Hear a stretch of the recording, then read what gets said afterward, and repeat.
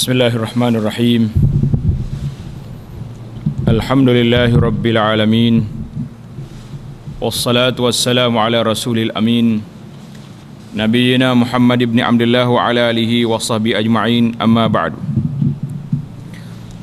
Sambungan pelajaran kita dalam kitab Riyadhus Salihin, Babu tahrimi safaril mar'ati wahdaha. Bab haram wanita keluar musafir seorang diri tanpa ada mahram. Beki kita salah tulis tu. Dia tulis muhrim ke apa nama yang ada lepas pada ra ada ya. Yang baca betulnya mahram. Tapi dah jadi budaya orang Melayu ni, dia panggil muhrim. Muhrim ni orang pergi Mekah tu pakai ihram tu dia panggil muhrim.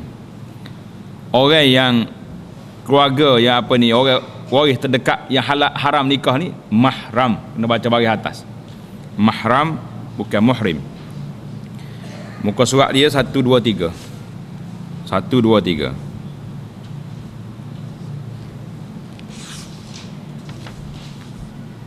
Islam melarang kepada setiap umatnya melakukan perkara yang boleh menimbulkan fitnah dan keburukan kepada dirinya dan kepada orang lain.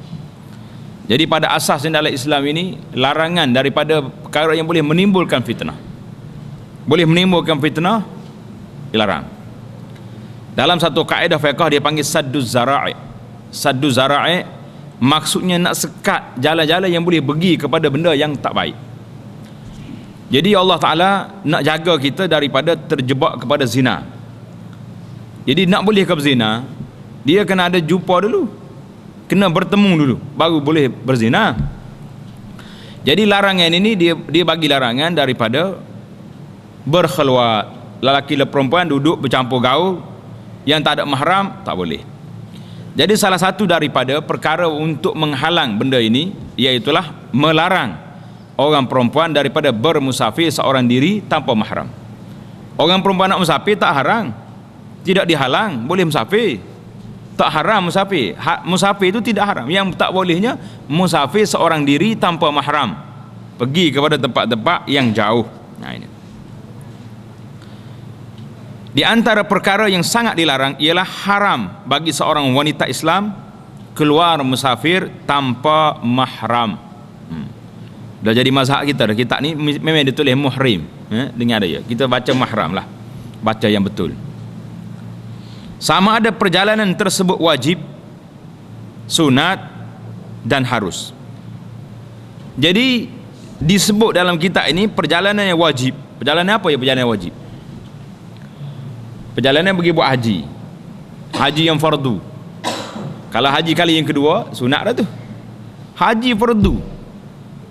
Haji umrah fardu contohnya. Ataupun pergi nak menunaikan apa perkara yang mustahab, wajib bagi dia kena pergi. Sunat, perjalanan sunat. Ni orang panggil nak pergi lagi umrah sunat ke haji sunat, nak pergi ziarah orang sakit. Dan harus ni berjalan saja-saja. Nak pergi mana tu saja, nak tengok dunia. Tak apa, kita boleh berjalan tengok dunia. Allah SWT sebut dalam Al-Quran, fasiru fil ardi fanzuru. Jalanlah atas muka bumi, kita tengok apa dia aku buat atas dunia. Ada kisah-kisah sejarah. Jadi bila kita tengok benda berjalan, tengok benda, jangan tengok sebelah mata. Kena tengok orang Islam, dia kena tengok dengan dua biji mata dia. Kalau tengok sebelah mata, tak sampai maksud. Maksud Allah SWT suruh kita berjalan kerana apa? Nak suruh kita fanzuru fil ard. Pergi tengok tu nak suruh ambil pengajaran, iktibar. Kaifa kana aqibata? Bagaimana akibat orang yang jahat, orang-orang yang mendustakan ayat Allah di zaman dulu. Jadi kalau kita pergi tengok comelnya benda ni, tak ada apa, ambil gambar klik. Itu dia panggil tengok sebelah mata. Tengok sebelah mata saja. Tapi kalau kita nak tengok dua mata, maksudnya kita tengok benda ni dengan mata kita, mata iman kita, mata kacamata Islamnya, tengok Allah, tengok Fir'aun boleh buat begitu ahram, piramid dia begitu besar. Besar ke kecil? Besar. Kita nak naik tu letih pakai tangan. Pocok dia punya itu piramid. Bila kita tunggu, kita tengok duk mana Fir'aun? Aina Fir'aun? Yang begini, wa Fir'aun zil autad. Tuhan sebut dalam Al-Quran. Fir'aun yang kuat ni ada bangunan yang tinggi-tinggi, pencakar langit ada dia. Zaman dia cakap langit dah tu. Mana ada orang lain boleh setara tu? Duk mana Firaun? Jadi kita kena barulah kita panggil tengok dengan mata yang hebat. Tengok dengan kacamata Islam. Ini perjalanan. Begitu juga, itu larangnya orang musafir tanpa berharam, sama ada yang wajib, yang sunat, yang harus. Begitu juga dilarang kepada setiap kaum lelaki duduk berdua-duaan dengan wanita yang diharuskan berkahwin tanpa mahram. Jadi kita duduk hari ni, duduk tanpa mahram ni, duduk berdua-dua ni sudah jadi satu perkara biasa. Bahkan sebahagian tempat tu rasmi. Macam mana tak rasmi? Hak ni bos, yang ni PA, dipanggil PA ke apa nama? PA tu maknanya pegawai dia lah, pegawai khas. PA tu maknanya pegawai khas, duduk sebelah. Bos ni biasa dia duduk dalam bilik gelap seorang dia je. Pegawai dia duduk tepi dinding dia tu. Jadi tidak berdua-duaan secara rasmi. Itu kadang-kadang kita tengok Allahu Akbar. Sia juga yang duduk dalam bos ni bukannya orang-orang pegawai-pegawai biasa, pegawai agama, orang-orang hebat dalam bidang agama, tapi tak boleh tukar daripada PA perempuan kepada PA lelaki-lelaki kerana dia duduk dalam keadaan ramai-ramai. Hari ni kalau kita nak kata orang Tino tak boleh kerja, beratlah masalahnya. Ramai orang perempuan, kita nak letak di mana dia? Itu satu, jangan duduk sempit benda luas. Cuma peraturan kena jaga. Orang perempuan dia boleh duduk jadi pegawai, jadi kani, jadi apa, tapi biar jangan nampak duduk sampai duduk peringkat berkhulwat. Jadi kalau duduk kani dengan bos, dua tu dalam bilik je, bicara orang lain tak boleh masuk. Nak masuk kena ketuk itu dulu. Itu dia panggil berkhulwat secara rasmi. Hak tak rasmi tu hayalah tahunya. Gilah ke mana pun. Saya kata api pun jumpa, saya sebah pun jumpa, tangga masjid pun ada. So kalau saya kata api, tangga masjid ada juga duduk main kerja situ. Dia kelihatan nak semaya lagi dipok dia. Ya Allah. Kadang-kadang kita pergi tengok, kata wah orang ni mari masjid dah. Kita pergi berhenti kereta dekat kereta dia tu. Hei, bukan mari nak semaya, mari duk ngorak dalam kereta ni. Kata awak, kalau nak main nombor siap ni tu sebab pak masjid. Dia celek warteg kita balik, dia buka pintu. Tak boleh salah kan macam ni. Kata sini pun salah, mana pun salah kalau mu duk main keluar dengan orang Tino lagu ni. Maknanya hak tegur tu salah, dia tu betul. Nak ayat sedapnya dunia nak balik ni. Tidak dunia nak terbalik kan ni. Hak tegur tu salah, hak buat salah tu betul. Dia kata apa ustaz ni? Kaca daun kan. Dia panggil kaca daun budak-budak ni. Kaca daun. Tidak kaca daun, kaca dia duduk mengaca situ. Dan lain-lain lagi bersama-sama dan orang lain yang tanpa mahram dan orang yang bersama mereka. Maknanya ini di antara muqaddimah dia yang menyebut tentang perkara-perkara yang haram. Orang perempuan duduk seorang diri, duduk bercampur dengan orang lelaki, duduk bercampur dengan orang-orang yang tak ada mahram. Jadi kita kena ingatlah. Sama tak kira dalam kadang-kadang dalam persatuan lah, dalam apa saja pun, kalau nampak orang ni tak ada mahram, jangan masuk. Duduk luar, kecek pintu je. Ketuk pintu, saya ada mustahak nak beritahu, cik, kecek sini, cakap sini sudah, jangan nak masuk. Itu dia panggil melanggar etika, langgar tata sila. Baik.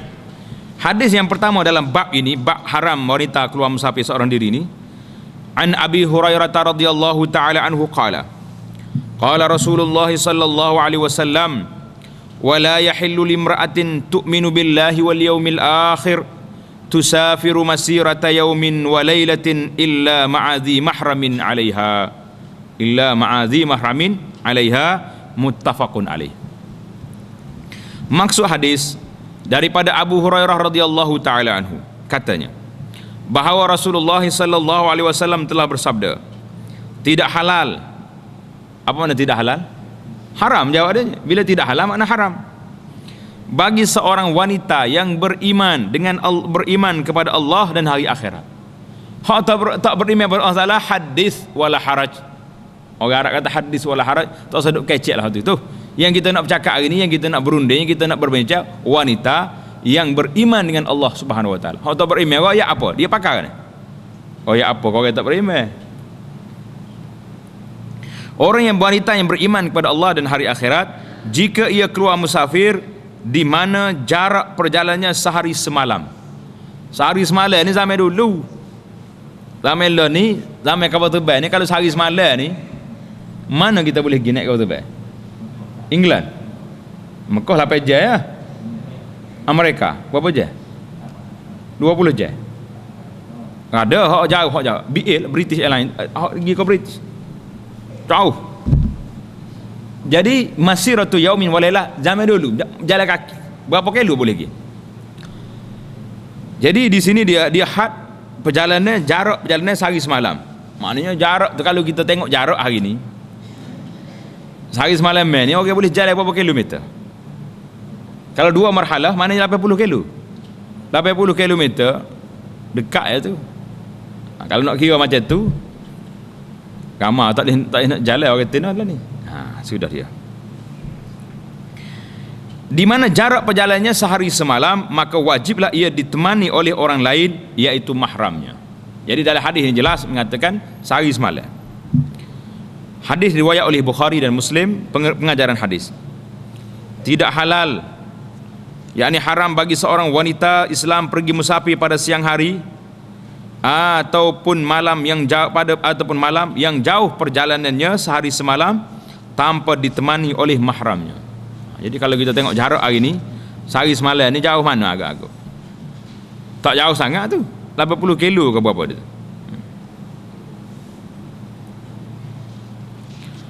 Yang kedua, orang yang boleh menjadi mahram kepada seorang wanita Islam itu ialah suaminya. Suaminya mahram,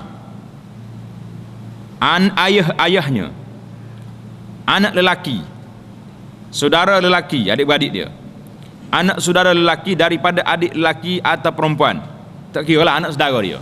Anak saudara sama anak saudara sebelah adik-beradik laki-laki ke adik perempuan ke, anak saudara.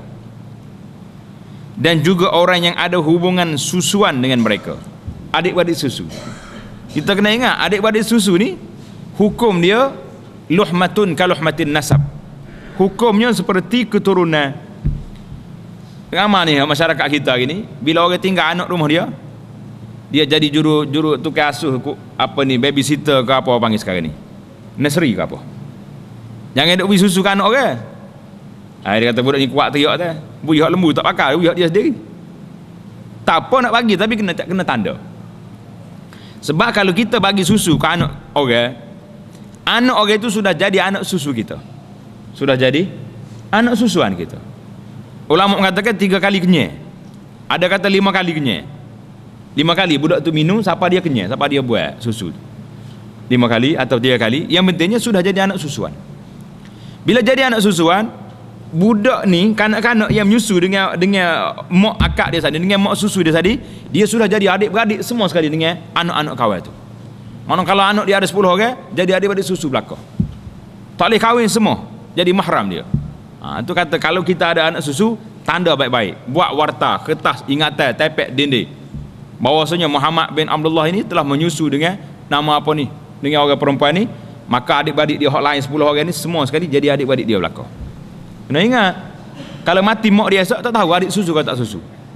Ada setengah orang tu susu tak susu, akhirnya siapa akan mati, kes tu tak selesai. Tak selesai. Setengah orang kata dia ni nyusu ngawak, ada orang kata tak menyusu. Jadi kesimpulan dia buatnya tak bersalah lah dua orang tu. Tak berani kerana ihtiyat, tak tahu susu ke tidak. Jadi dia akan timbul benda tu. Dan orang yang diharamkan nikah dengan mereka seperti menantu lelaki dan lain-lainnya. Jadi kita boleh pergi sekali dengan menantu kita, boleh pergi sekali dengan cucu, anak tu alah ke bawah lah, cucu, itu semua mahram. Wa an ibni Abbas radhiyallahu ta'ala anhuma annahu sami'a an-nabiy sallallahu alaihi wasallam yaqul la yakhluwanna rajulun bimra'atin illa wa ma'aha dhu mahramin wa la tusafirul mar'ah illa ma'a dhi mahramin. Faqala rajulun ya Rasulullah inna imra'ati kharajat hajjatan wa inni kutibtu fi ghazwati kaza wa kaza qala antaliq fahujja ma'a imra'atik, muttafaqun alaih.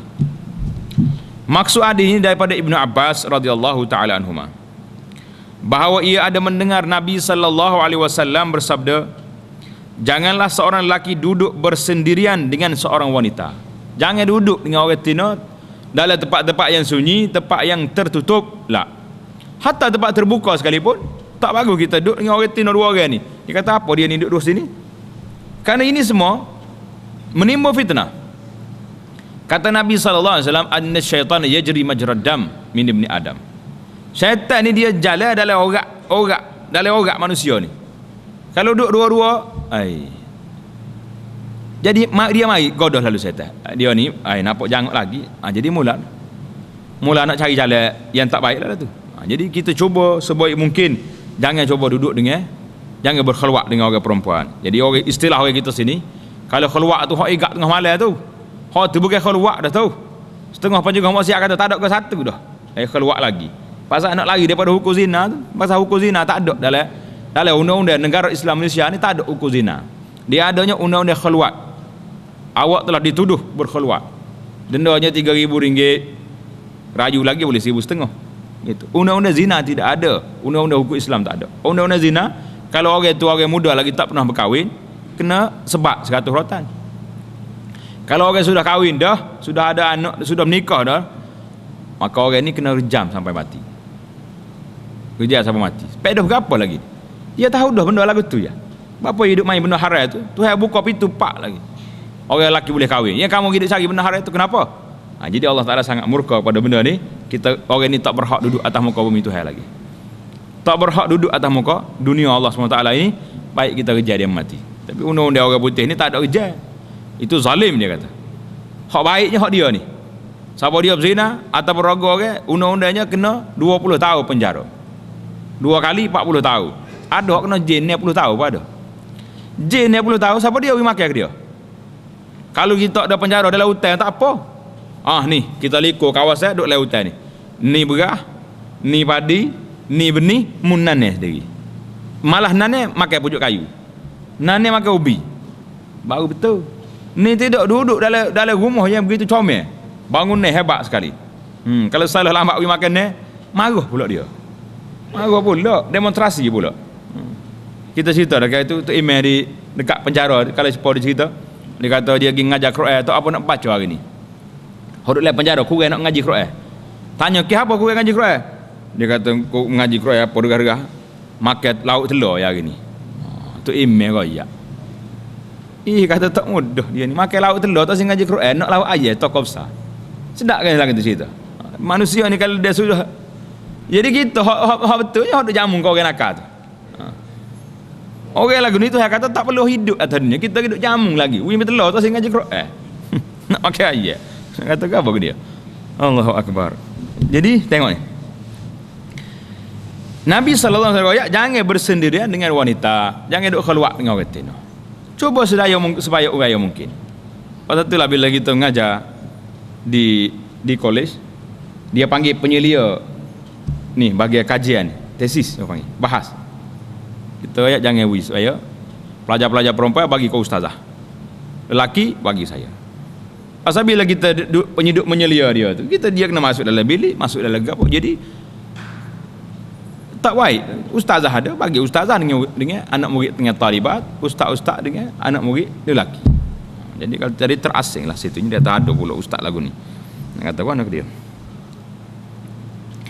Kecuali janganlah seorang lelaki duduk bersendirian dengan seorang wanita kecuali wanita itu bersama dengan orang yang menjadi mahramnya. Wanita ada mahram, jadi dia pergi ramai-ramai tak apa. Pasal mahram dia ada sekali dengan dia. Begitu juga dilarang oleh syarak kepada seorang wanita pergi musafir seorang diri. Jadi dalam hadis ni Nabi kita larang musafir seorang perempuan pergi musafir. Jadi timbul persoalan di sini, setakat mana orang perempuan boleh musafir? Dalam hadis kata masirati yaumin wa lailah, perjalanan sehari semalam. Jalan utara dulu bukan jalan kapal terbang. Jalan kapal terbang sehari semalam boleh tak hujung dunia klik pula. Maknanya kalau kita tengok perjalanan utara dulu, lebih kurang kalau haddul musafir, had yang boleh qasas semaya hanyalah sekitar 80 hingga 80 km lebih, 90 km sudah dikira dua marhalah. Mana kalau setakat tu tak boleh musafir, bagaimana dengan orang kita hari ni musafir hari-hari? Ada orang duduk Gua Musah, kerja Kota Baru, duduk kota. Jadi masalah ni masalah yang timbul, yang dibahas panjang oleh alim ulama di zaman kita hari ni. Jadi bagaimana keadaannya orang perempuan musafir seorang diri? Musafir, lah ni kalau kita nak kata musafir apa dia boleh musafir? kita letaklah pihak muzakarah tabung haji letak syarat orang nak pergi haji mesti mahram ada, atau kalau tak ada mahram dalam kitab kita mazhab Syafi'i membenarkan orang perempuan ni pergi dengan niswatun thiqat, dengan orang perempuan lain yang dipercayai. Muzakarah tabung haji kata seorang pun tak apa dah. Jadi kitanya tak setuju lah dengan seorang tu. Kalau boleh ramai sikit lagi tak boleh, orang panggil ada lah kelonggarannya boleh diterima pakai. Mana orang Tino ni tak ada orang, tak ada keluarga dia, adik-beradik tak segi ke Mekah, orang lain tak segi, dia nak pergi haji yang pertama. Pada waktu itu diberi kelonggaran dalam mazhab Syafi'i mengatakan kalau dia boleh pergi, dia ikut orang perempuan lain yang dipercayai. Mana orang pihak juruh-juruh lah, bukan pergi bahasa jenis, bahasa jenis gelenyam kata tak sadut tahu dia jadi mengelai pak dia pula. Orang baik-baik dah. Jadi tabung haji buat apa ni muzakarah, dia kata seorang pun tak apa dah. Jadi yang baiknya janganlah seorang, cari orang lain yang lebih dipercayai. Beberapa orang perempuan itu kita kata untuk orang yang tak pergi haji lagi. Tapi kalau pergi umrah musafir sunat cerita lain. Hari ni timbul masalah musafir, anak-anak kita pergi belajar macam mana? Dia kata fardu. Apa fardu? Fardu ain ke fardu kifayah? Dia ada dua fardu ni. Kalau fardu ain, mungkin kita boleh benarkan anak kita musafir seorang diri. Kerana fardu ain, kapur dia ni bodoh belaka, dia kena pergi ngaji luar negeri. Boleh lah. Tapi hari ni fardu ain ke apa? Dia pergi ngaji, bukannya mengaji apa, dia ngaji fardu ain kapur dia boleh tak nak ngaji kalau nak kira tak. Fardu kifayah. Kalau fardu kifayah tak payah pergi seorang, pergi ramai. Seorang dua pergi cukup. Walaula nafara min kulli firqatin minhum ta'ifatun liyatafaqahu fid din. Jadi agak kronik lah perbincangan kita kalau kita nak masuk bahas satu persatu. Masalah perempuan musafir ni memang kena bahas. Memang kena bahas. Bagaimana? Jadi ada juga sebagai ulama kata tak apa dia atas zaman sekarang ni jauh pun pergi sebab dengan kapal terbang. Dulu perjalanan utara apa ni bahaya tengah jalan dan sebagainya. Sekarang ni apa pada? Kita pergi atas di airport, dia naik kapal terbang, mahram dia seorang lagi tunggu di airport satu lagi. Jadi hilanglah masalah musafir tanpa mahram. Jadi perbahasan ni panjang, kita nak bahas pun memerlukan kepada satu penyelitian yang panjang. Tapi banyak ulama-ulama di zaman hari ni mengambil jalan yang begitu longgar, begitu mudah.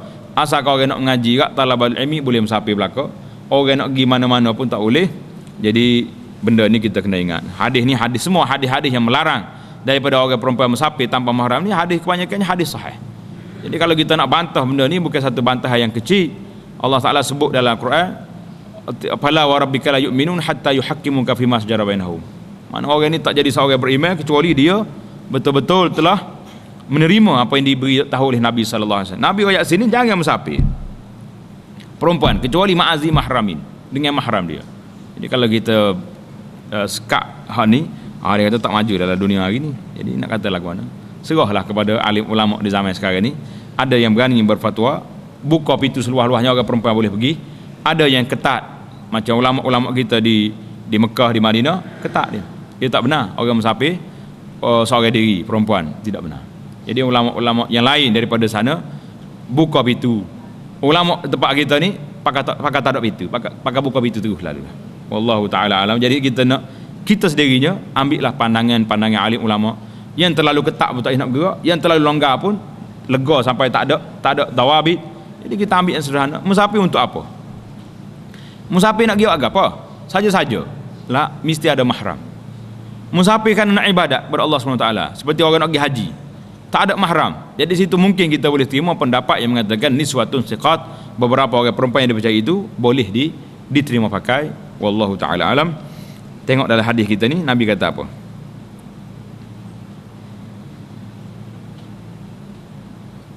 Begitu juga dilarang oleh syarak kepada seorang wanita pergi musafir seorang diri.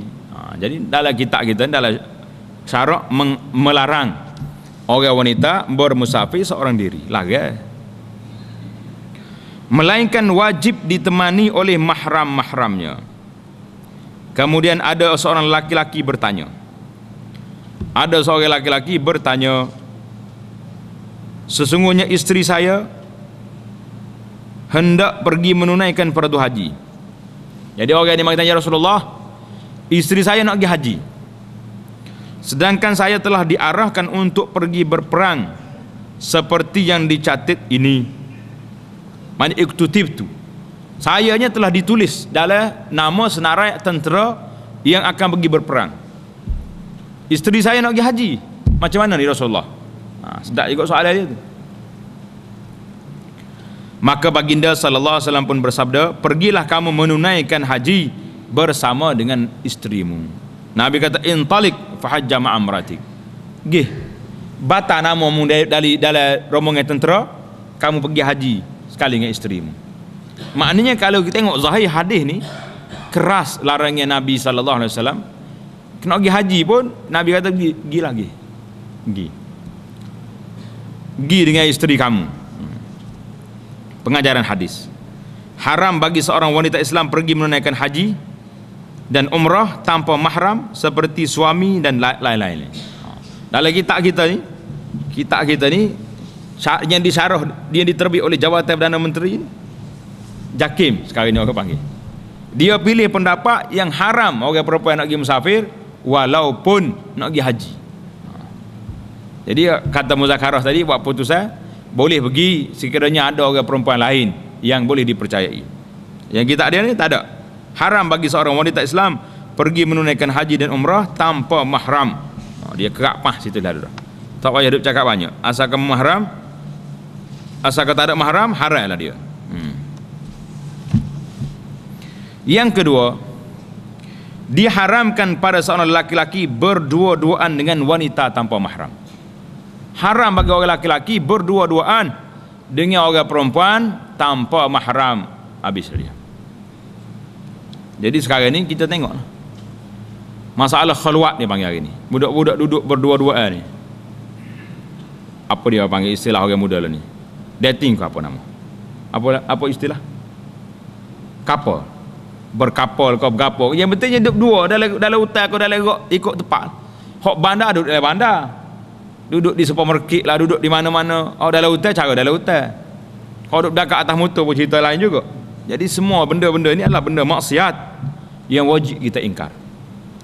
Yang wajib diingkari. Siapa yang wajib ingkar hari ni? Kita nak suruh penjaga maksiat pergi ingkar. Penjaga maksiat kata dia apa cerdik buat ni.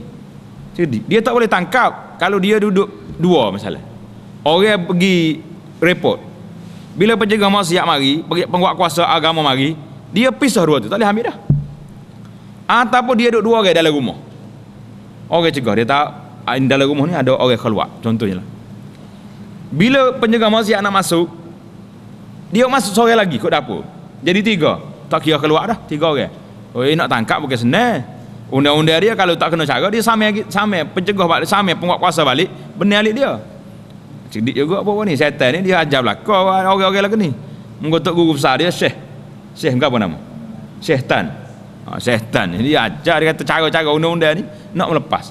Undang-undang manusia lah gitulah, dia manusia. Nak lepas syarat. Munggo di istilah keluar mana dua orang. Kalau ada seorang lagi dapur tak jadi. Jadi tiga orang dah. Kadang-kadang hok pergi sendiri tu, hok jo repot tu. Bila orang ni dengar kawan ni nak kena igak, dia pergi sekali dengan rombongan hok nak igak orang. Ni hok bahaya ni, ingat molek. Kalau kita nak pergi buat tangkapan orang keluar, orang duduk keluar dalam rumah, tengok muka dalam kumpulan ni ada muka tak kenal. Awak ni nak pergi apa ni? Ambak dia lah jauh. Sebabnya bila dia pergi, pintu terbuka, dia masuk dalam rumah. Sebelum penjegah maksiat masuk, batal hukum. Tak boleh higak dah. Pasal ada tiga orang dalam rumah. Saja kita. Kepu tu kat semalam dah kepu. Seorang lagi masuk, batal. Dia kata, waktu penjegah masuk, kami tiga orang dalam rumah. Tu akhir kata oleh kerana tiga orang, bukan keluar. Putus hukum. Jangan main. Dia loya buruk ni jangan besar sedalam bab ni. Bukan senang nak ikat. Lalu ni yang jadi peranan yang besar kita nya. Yang mainkan peranan yang besar dalam masalah ni itu kita keluarga sendiri. Keluarga tu kena main peranan. Ni tidak bila mari siapa dia tu mek. Allah saya kelah mek itu mek. Mak saya nak mari baca ni hahap reksa ni lah menggo SPN tak lama dah ni. Naik lawan naik. Naik dia dua tu dalam rumah mak pergi menanuk pergi cari kaya pergi lah ke mana. Jadi kita tu benar anak kita duk keluar dalam rumah. Ya subhanallah. Pakai salah boleh cucu. Lah mek ni kok tak jaga air muka orang tua mula nak mengamuk. Dia nak pergi cucu kan anak. Tidak dia kena cucu. Nak pergi ke mana tahu? Nak pergi tuition. Hok jatuh mai gendong anak kita gitu je. Tak apa, pasal nak gitu je. Dia kata jauh budak tu. Mari ambil sama mek ambo betul-betul awak pergi ngaji. Jauh.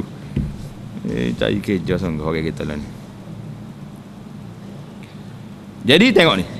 Pengajaran hadis kita ni diharamkan kepada seorang laki-laki berdua-duaan dengan wanita tanpa mahram. Haram. Tak kira siapa dia, orang tua kau muda, dia mengata ini orang tua dah.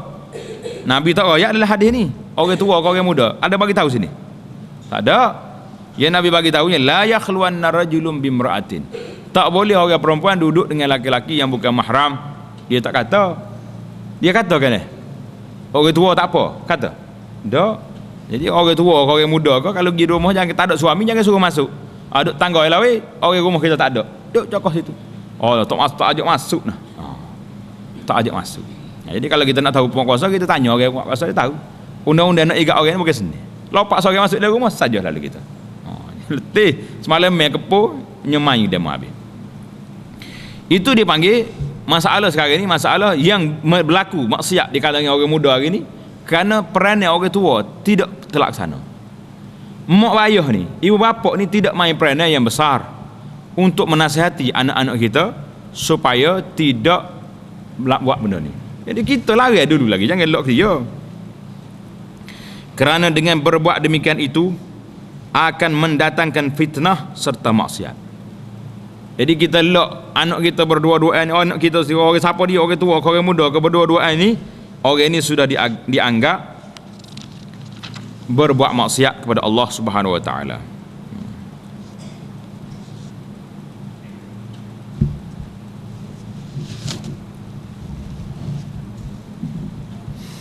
Yang ketiga, pengajaran hadis yang ketiga, menunaikan kewajipan ibadat fardu. Ini ada ayat sini. Menunaikan kewajipan ibadat fardu seperti menemani isteri. Mengerjakan haji adalah sangat-sangat dituntut oleh Islam.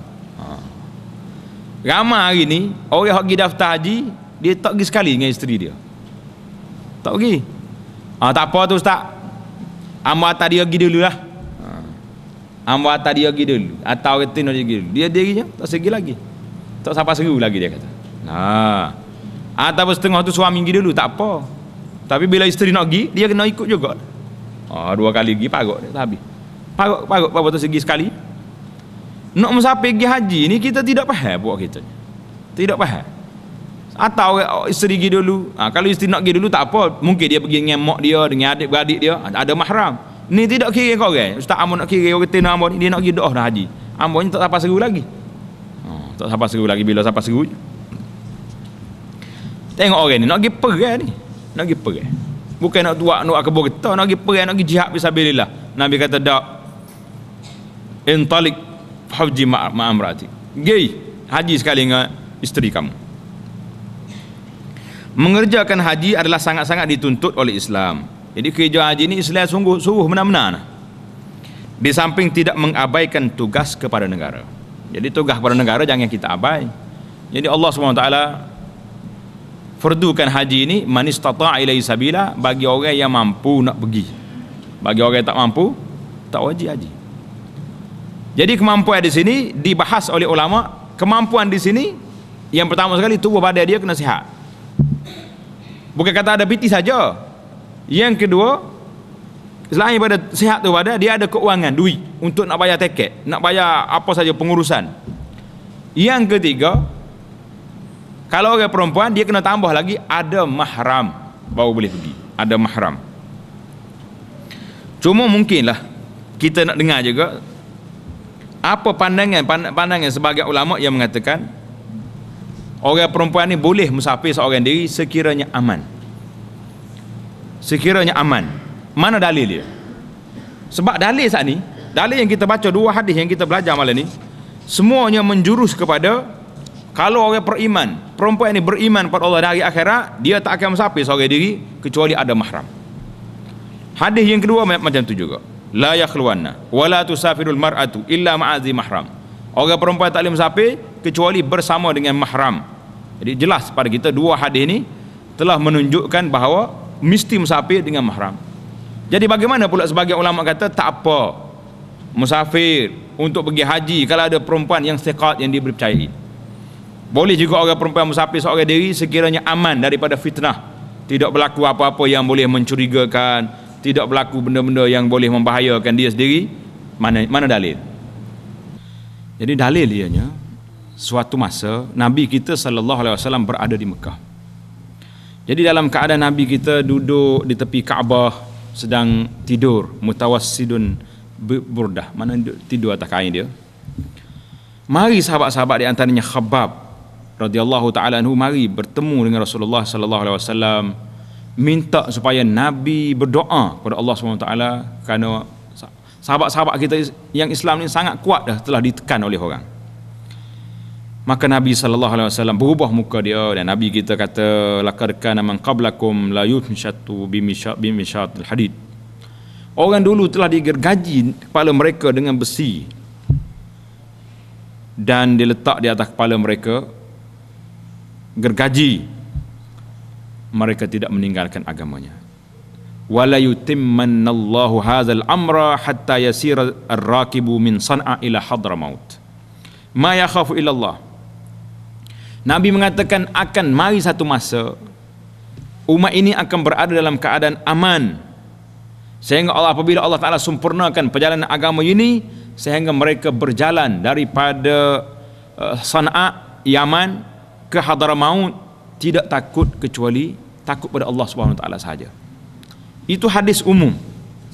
Ada juga hadis yang khusus yang meriwayatkan bahawa, yang diriwayat oleh Adi bin Hatim radhiyallahu taala anhu, apabila dia datang bertemu dengan Nabi sallallahu alaihi wasallam dalam keadaan pada waktu itu ramai, waktu Adi bertemu dengan Nabi, ramai orang datang bertemu dengan Rasulullah, mengadu mereka dalam keadaan papa miskin. Maka berbagai-bagai lagi perkara aduan pada Nabi sallallahu alaihi wasallam. Nabi mengatakan, ya Adi, wahai Adi, hal ra'aital Hirah, pernahkah tidak kamu lihat negeri Hirah, iaitu satu bandar di Iraq. Kata Adi, aku tak pernah lihat, tapi aku dengar cerita ni.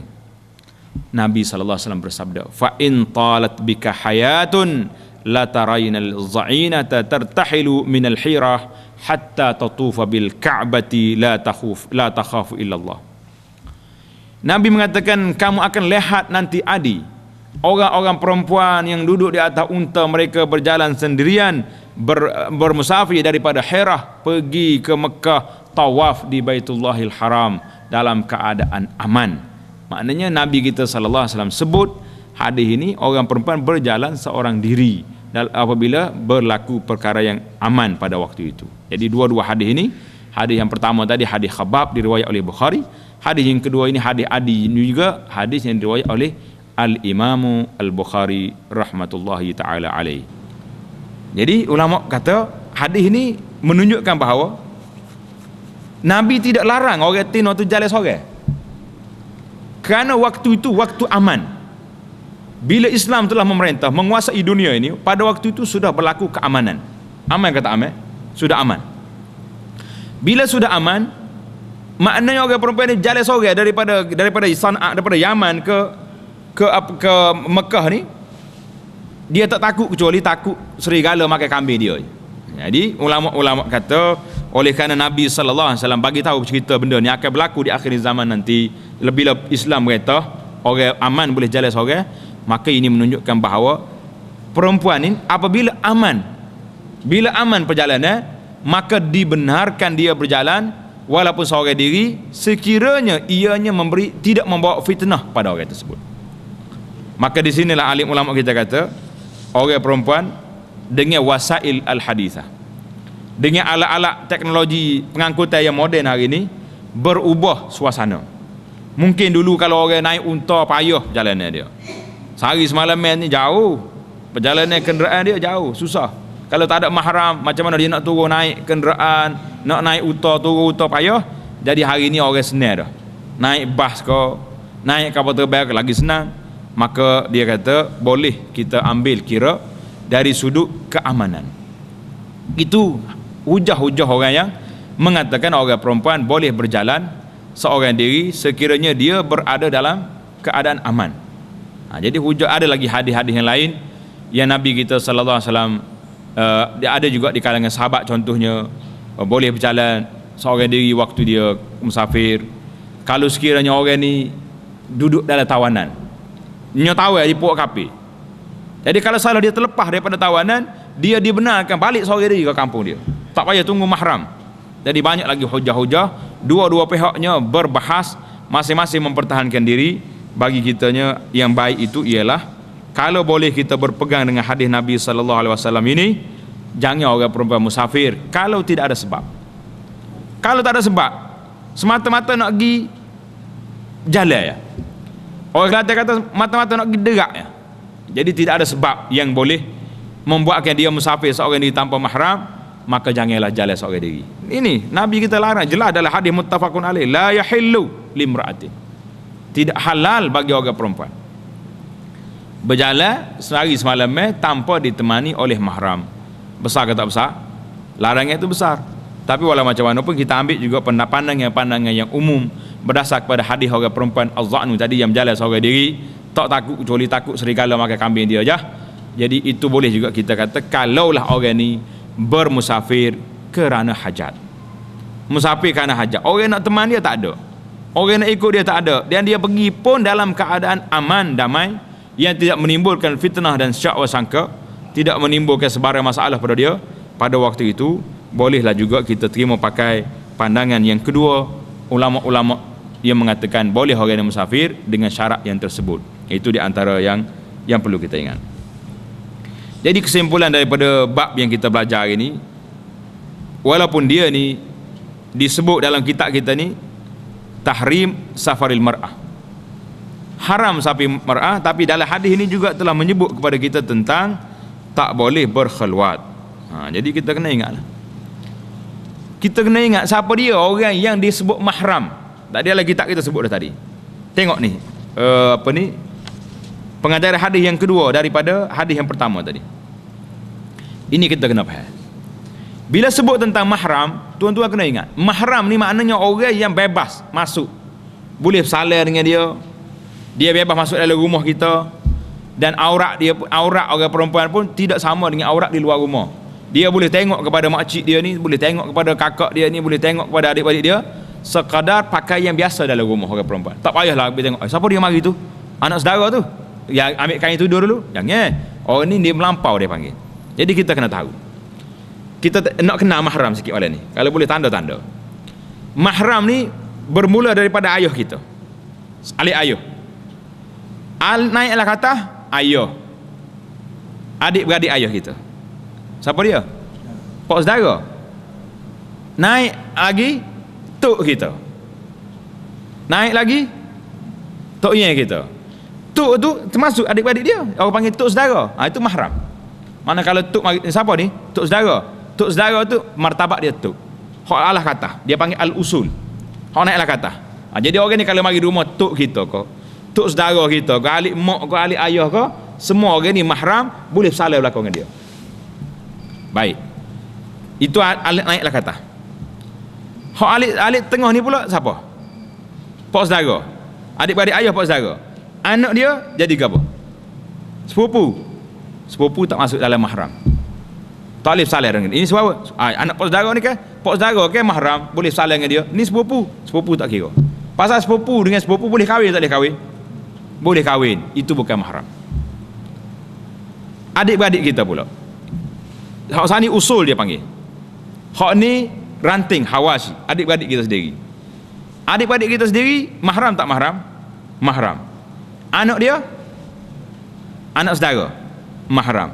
Cucu dia, cucu saudara, mahram. Selesai. Tu lah, cucu cicit ada 10 lapis lah ke bawah pun anak saudara, cucu saudara, cicit asal ada saudara belakang tu, cucu belakang.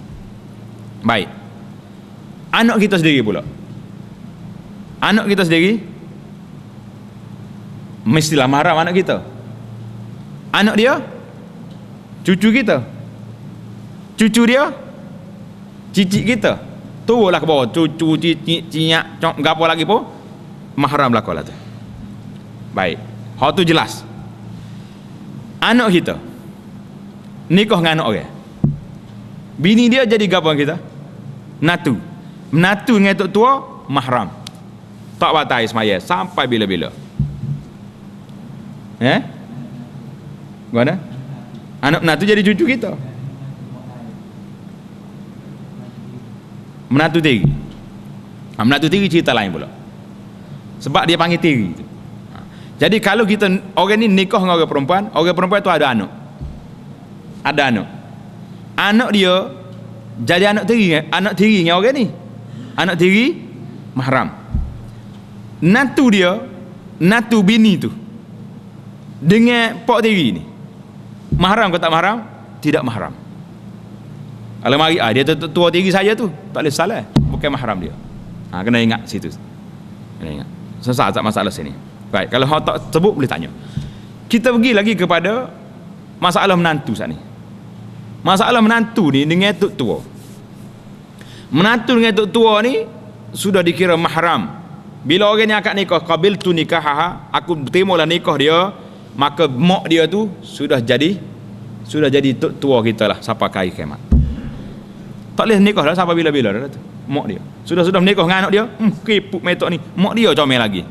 Tukar, tak boleh tukar dah. Tapi kalau nikah dengan mak, sudah nikah kali, mak cik ni tak royak. Ada lagi anda tu anak dara tua dia tak berlaki lagi. Baik kita ambil anak dia pada mak dia. Boleh tukar ke tak boleh tukar? Ni kekok sikit. Boleh tukar ke tak boleh tukar? Tak boleh. Dia syarat orang perempuan ni nak jadi anak tiri tu mesti suami tu bercampur dengan isteri dia dulu. Barulah dia panggil waraba ibukum.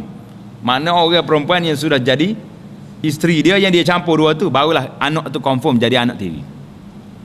Tapi dengan tok tua tak, itu hormatnya ibu. Akad nikah dengan anak tengok mak comel, no, tak boleh dah. Kehormatan mak tak boleh main tukar-tukar. Tapi kalau kelih mak dia kelih anak, boleh anak pada mak. Betul dah masa anak dengan mak ni lain cerita dah. Nak tukar boleh tak boleh? Jadi ada lagi akta kalau dia tak campur dengan mak dia lagi. Tapi kalau dia sudah hidup dengan mak dia, tak ada lah. Sudah mahram dia. Satu lagi, satu kategori lagi, itu masalah mentua dengan menantu. Satu lagi masalah adik-beradik. Ipar kau berapa semua sekali, jangan sekali-kali orang ini bukan mahram. Jadi hak banyak berlaku hari ni, adik-beradik ipar duduk campur gaul sekali dalam rumah. Tu kita letih nah. Kalau salah kita boleh natu, anak duduk dengan kita. Natu kita jatuh. Anak rumah kita, anak tino ramai lagi. Nak sikit.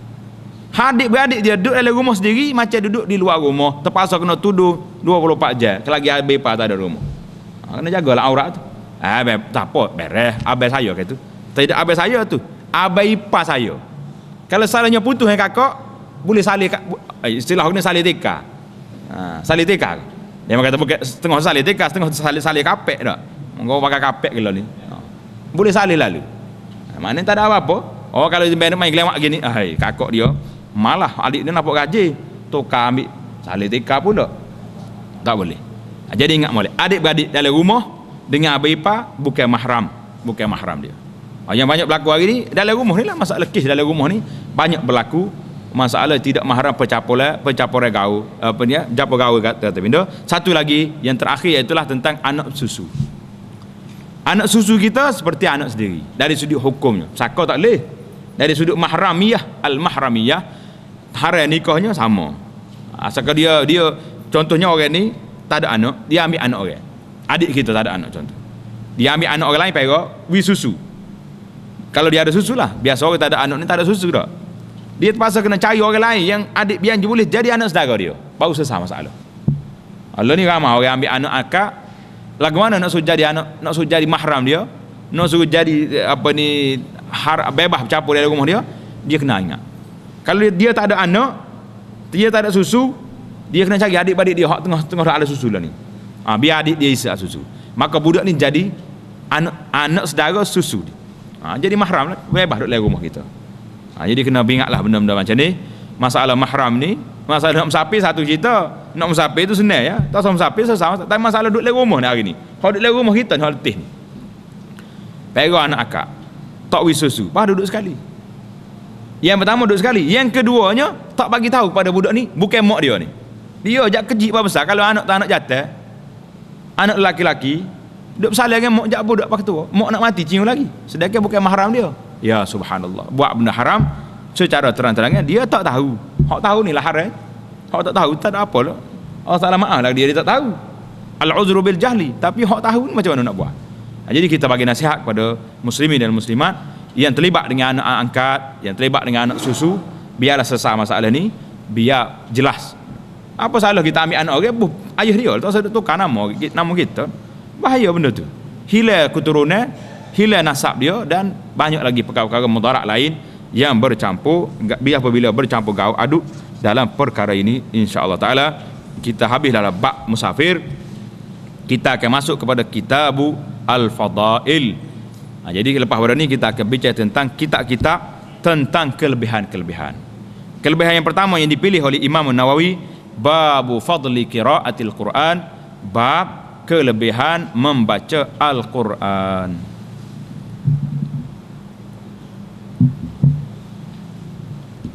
Subhanakallahumma bihamdika asyhadu an la ilaha illa anta astaghfiruka wa atubu ilaik. Subhanakallahumma bihamdika asyhadu an la ilaha illa anta astaghfiruka wa atubu ilaik.